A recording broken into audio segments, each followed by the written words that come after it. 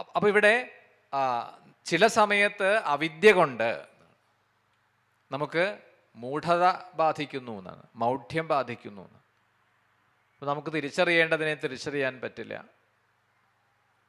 അവിടുത്തെ കൃപ ഉണ്ടെങ്കിൽ മാത്രമേ ഒരുവന് മൂഢതയെ പ്രാപിക്കാതെ ഈ അവിദ്യയിൽ നിന്ന് ആ വിദ്യയെ നേടാനും വേണ്ടതായ ഋജുബുദ്ധിയെ പ്രാപിക്കാനും കഴിയൂ. അങ്ങനെയുള്ള പരബ്രഹ്മസ്വരൂപിയെ നമസ്കരിക്കുകയാണ്. ഈ ലോകം മുഴുവനും ഏതൊരു ഭഗവാന്റെ ശരീരമാണോ ചിത്താണോ, ഏതൊരു ഈശ്വരനാണോ ഇതിൻ്റെ നിയാമകൻ, ആ ഭഗവാനെ, ആ സുബ്രഹ്മണ്യനെ ഞങ്ങൾ നമസ്കരിക്കുന്നു.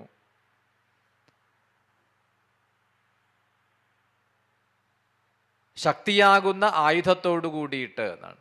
ശക്തി എന്ന ആയുധമാണ് ഭഗവാന്റെ കയ്യിൽ. വേല് ആണ് ആയുധം എന്നാണ്. അതുകൊണ്ടാണ് വേൽ ആയുധമാക്കിയവൻ എന്ന രീതിയിൽ വേലായുധൻ എന്ന് പറഞ്ഞത്. ഈ ശക്തി എന്നുള്ള വേൽ എന്നുള്ള സങ്കല്പം തന്നെ ശ്രീപരമേശ്വരൻ്റെ കയ്യിലെ ത്രിശൂലത്തെ, അതിൻ്റെ അഗ്രത്തെ ചേർത്ത് വെച്ചപ്പോഴാണത് വേലായത് എന്ന്. അപ്പം അതൊരു പ്രതീകമാണ് എന്നാണ്. ആയുധങ്ങളൊക്കെ സിംബലുകളാണ്. നമ്മൾ കരുതുന്നത് പോലെ നമുക്കതിനെ അതിൻ്റെ ബാഹ്യരീതിയിൽ മാത്രം കണ്ടിട്ടാണ് ശീലമുള്ളൂ. സുബ്രഹ്മണ്യന് വേല്, ശിവന് തൃശൂലം, കൃഷ്ണന് ഓടക്കുഴൽ, വിഷ്ണു ആവുമ്പോൾ സുദർശനം എന്നുള്ള ചക്രം. കൃഷ്ണൻ്റെ ഓടക്കുഴൽ എന്തിനാ കൃഷ്ണൻ കൈ പിടിച്ചിരിക്കേണ്ടത്? അതിങ്ങനെ ആ ഓടക്കുഴൽ നല്ല ഭംഗിയല്ലേ, നല്ല കേൾക്കാൻ നല്ല ഇമ്പമുള്ള പുല്ലാങ്കുഴലിൻ്റെ ശബ്ദം ഒക്കെ രസമാണ്. അതുകൊണ്ട് കൃഷ്ണൻ അങ്ങനെ ആ ഓടക്കുഴലൊക്കെ വിളിച്ച് മയിൽപ്പീലിയൊക്കെ ചൂടി. ഇതൊന്നുമല്ല, അതിനൊക്കെ വേറെ പല താത്പര്യങ്ങളുണ്ട് എന്നാണ്. ഇന്ദ്രിയ നിഗ്രഹം സാധിച്ച അതിൻ്റെ പ്രതീകമായിട്ടാണ് മയിലിൻ്റെ പീലിയെ നെറുകയിൽ ചൂടണത് എന്നാണ്. തൻ്റെ ആ തിരുമുടിയിൽ പീലി കൃഷ്ണൻ ചൂടണതിൻ്റെ ഒരു ഉദ്ദേശം അതാണ്, അല്ലെങ്കിൽ അതിൻ്റെ സൂചന അതാണ്. ഇന്ദ്രിയ നിഗ്രഹം സാധിച്ച ആളാണ്.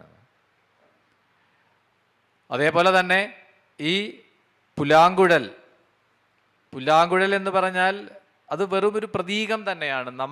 നമ്മളിൽ നമുക്ക് തരുന്ന ഒരു സന്ദേശം കൂടിയിട്ടാണ്.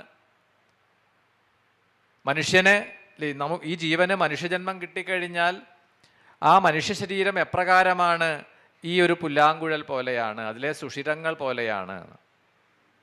നമുക്കും ഈ പുല്ലാങ്കുഴലിലുള്ള സുഷിരങ്ങൾ പോലെ നമുക്കുമുണ്ട് ചില നാളങ്ങൾ, നമ്മുടെ ഇന്ദ്രിയങ്ങളിലാണ്. കണ്ണും കാതും മൂക്കും വായും ഇതൊക്കെ ഇന്ദ്രിയങ്ങളാണ്. ഇതിൽ കൂടിയിട്ട് നമ്മൾ വിഷയങ്ങളെ ഗ്രഹിച്ചുകൊണ്ടിരിക്കുകയാണ്. എപ്പോഴാണ് പുല്ലാങ്കുഴലിൻ്റെ ആ ശബ്ദം സംഗീതമായിട്ട് മാറുക? ഈ പുല്ലാങ്കുഴലെ ദ്വാരങ്ങളെ നിയന്ത്രിച്ചുപയോഗിക്കുമ്പോഴാണ്. അപ്പോഴാണത് സംഗീതമായിട്ട് മാറുക. ഒരുവൻ്റെ ജീവിതം നല്ല രീതിയിലാണ് ആനന്ദപ്രദമായി സംഗീതം പോലെ ഹൃദ്യമായി തീരണമെങ്കിൽ ഇന്ദ്രിയ നിയന്ത്രണം സാധ്യമാവണം എന്ന ഒരു വിദ്യയെ, ഒരു അറിവിനെ നമുക്ക് പറഞ്ഞു തരികയാണ് ചെയ്യുന്നത്. ഇങ്ങനെ ഏത് ആയുധം എടുത്താലും എന്നാണ്. ലളിതാ സഹസ്രനാമത്തിലൊക്കെ ആ സഹസ്രനാമം ജപിക്കുമ്പോഴൊക്കെ പറയാറുണ്ടല്ലോ, എന്താണ്? രാഗസ്വരൂപ പാശാഢ്യ എന്നൊക്കെ പറഞ്ഞ് ജപിക്കാറുണ്ട്. രാഗമാകുന്ന പാശത്തെ കയ്യിൽ ധരിച്ചവളാണ് ദേവി. പാശം, അങ്കുശം. ഇനി ചില സമയത്ത് ചില ധ്യാന ശ്ലോകങ്ങളിൽ കരിമ്പിൻ്റെ വില്ലുകൊണ്ട്, കരിമ്പിൻ്റെ വില്ലിനെ ധരിച്ചുകൊണ്ട്. ആലോചിച്ച് നോക്കൂ, ഈ കരിമ്പ് കൊണ്ട് ഒരു വില്ലുണ്ടാക്കിയിട്ട് അത് കയ്യിൽ വെച്ചാൽ എങ്ങനെ അതൊരു ആയുധമാവും? നമുക്കൊരു ആയുധത്തിൻ്റെ ഉപയോഗം, ഒരു ഉപകരണം, ആയുധം എന്ന സംഗതിക്ക് ആവശ്യം എന്താണ്? പ്രതിയോഗി, ശത്രുക്കളെ യുദ്ധ സമയത്ത് ശത്രുക്കളുടെ നേരെ പ്രയോഗിക്കാനൊക്കെയാണ് അമ്പും വില്ലും കുന്തവും തൃശൂലവും വേലും ഒക്കെ അതിൻ്റെ പ്രതീകങ്ങളാണ്. ഈ കരിമ്പിൻ്റെ വില്ല് വെച്ചിട്ട് എന്ത് ചെയ്യാനാണ്?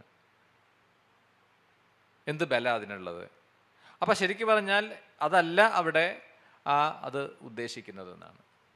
കയ്യിലൊരു കയറ് പിടിച്ചിട്ടുണ്ട് എന്നാണ്. അത് എന്തിൻ്റെ പ്രതീകമാണെന്ന് അവിടെ തന്നെ പറഞ്ഞു. രാഗം എന്നതിനെ, രാഗമെന്ന വികാരത്തിൻ്റെ പ്രതീകമായിട്ടാണ് ഈ പാശത്തെ ധരിച്ചിരിക്കുന്നത്. അതേപോലെ ഇവിടെ വേൽ, ശക്തി, അത് ധരിച്ചിരിക്കുന്നു സുബ്രഹ്മണ്യൻ. അത് ശ്രീപരമേശ്വരൻ്റെ കയ്യിലെ ത്രിശൂലം അത് ത്രിത്വത്തിൻ്റെ പ്രതീകമാണെങ്കിൽ അത് ഏകീഭവിക്കുന്ന അവസ്ഥയാണ്. അതാണ് ജ്ഞാനം എന്ന് പറയുക. ത്രിത്വം എന്ന് പറഞ്ഞാൽ എന്താണ്? ഇപ്പം നമുക്ക് മൂന്നായിട്ട് നമ്മൾ കാണുന്നത് പലതും. ഇപ്പോൾ നമ്മളുടെ നിത്യജീവിതത്തിൽ നമ്മൾ അനുഭവിച്ചു കൊണ്ടിരിക്കുന്ന 3 അവസ്ഥകളുണ്ട്. ഏതൊക്കെയാണ്? ജാഗ്രത്, സ്വപ്നം, സുഷുപ്തി. ഇപ്പം നമ്മളിവിടെ ഉണർന്നിരിക്കുകയാണ്, അങ്ങനെ വിചാരിക്കുക. എല്ലാവരും ഒന്നും അങ്ങനെ ആവില്ല അല്ലേ? എന്നാലും സാമാന്യേന അധികം പേര് ഉണർന്നിരിക്കുകയാണ് അല്ലേ? ജാഗ്രത്തിലാണ്, ഉണർന്നിരിക്കുകയാണ്. ഇനി നമ്മൾ നിദ്ര, അടുത്ത ഘട്ടത്തിലേക്ക് കിടന്നുറങ്ങാൻ തുടങ്ങിയാൽ ആദ്യം നമ്മൾ കടക്കുന്നത് സ്വപ്നം എന്ന അവസ്ഥയിലേക്കാണ്. ആ സ്വപ്നത്തിൽ ഈ പരിസരമൊക്കെ നമുക്ക് ഓർമ്മയുണ്ടോ? എവിടെയാണ് കിടക്കുന്നതെന്ന് പോലും ഓർമ്മയുണ്ടാവില്ല. സ്വപ്നം കാണാനും ഉണ്ടാവും, പല സ്വപ്നങ്ങളും കാണും. ചിലപ്പോൾ നല്ല സ്വപ്നം കാണും, ചിലപ്പോൾ ഭയപ്പെടുത്തുന്ന സ്വപ്നം കാണും. അപ്പോൾ അത് രണ്ടാമത്തെ ഒരു തലമാണ്, അവസ്ഥയാണ്. അവിടെ ജാഗ്രതയിലെ യാതൊന്നുമില്ല, വേറൊരു ലോകത്തിലാണ് നമ്മൾ.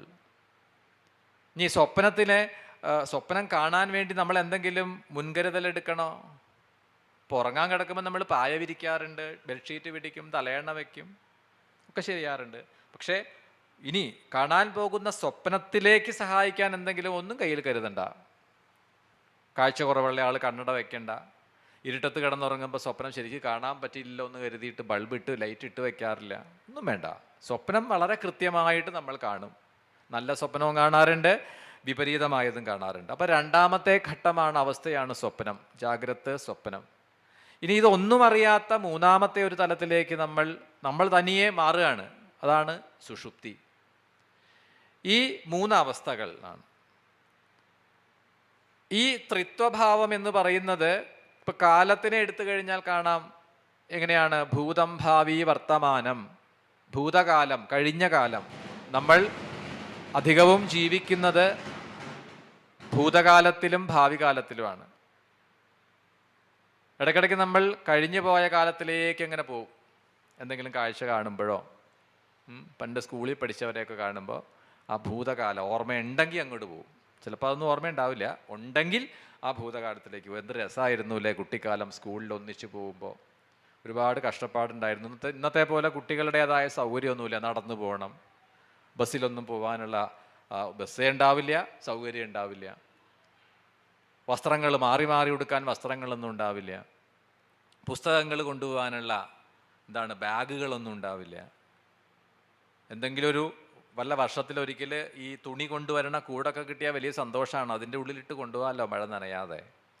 അങ്ങനെ വളരെ ദുരിതപൂർണമായിരുന്ന ഒരു കാലമായിരുന്നുവെങ്കിലും കുട്ടിക്കാലം, അന്നത്തെ സൗഹൃദങ്ങൾ, അന്നത്തെ പങ്കുവയ്ക്കലുകൾ, ചെറിയ ആ ഒരു കാലത്തിലേക്ക് നമ്മളെ കൂട്ടിക്കൊണ്ടുപോകാൻ ഒരുപാട് സമയമൊന്നും വേണ്ട. അന്ന് സ്കൂളിൽ പഠിച്ച ഒരാളെ കണ്ടാൽ മതി. 25, 30, 40 വർഷം മുൻപ് ഒന്നിച്ചു പഠിച്ച ഒരാളെ, ഒരു സഹപാഠിയെ ഇപ്പം കണ്ടാൽ മതി, നമ്മളുടെ ഓർമ്മ അങ്ങോട്ട് പോയി. 30 വർഷം പിന്നിലേക്ക് പോയി, അല്ലെങ്കിൽ 40 വർഷം പിന്നിലേക്ക് പോയി. അപ്പം അത് ഭൂതകാലം. പിന്നെ അതിങ്ങനെ കുറച്ച് നേരം ഓർത്തുകൊണ്ടിരിക്കും. അപ്പം ആ സമയത്ത് നമ്മൾ ഇരിക്കേണ്ടത് കഴിഞ്ഞ കാലത്തിലാണ്. ഇനി ഭാവിയെക്കുറിച്ച് ഇങ്ങനെ ആകുലപ്പെട്ടുകൊണ്ടാണ് പലപ്പോഴും നമ്മൾ ഇരിക്കുക. ഇത് രണ്ടുമല്ലാതെ വർത്തമാനകാലം, നമുക്ക് വളരെ കുറച്ചേ ഈ വർത്തമാനകാലം എന്ന് പറയണതുള്ളൂ. വർത്തമാനകാലം എന്ന് പറഞ്ഞാൽ വർത്തമാനം പറഞ്ഞുകൊണ്ടിരിക്കുന്ന കാലമല്ല, ഇപ്പോൾ എന്നാണ്.